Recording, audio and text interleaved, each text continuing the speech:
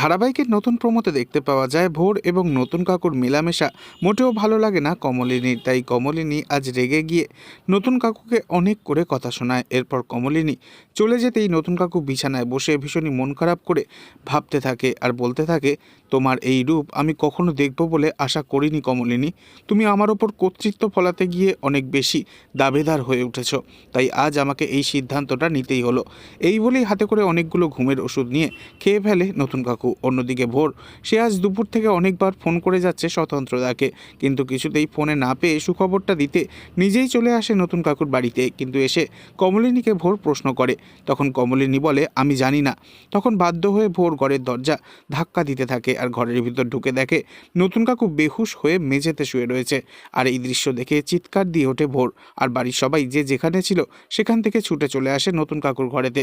তবে কি কমলিনীর স্মৃতির সিঁদুর এবার মুছে যাবে, নাকি এটাই এখন ট্রেন্ডিং টপিক?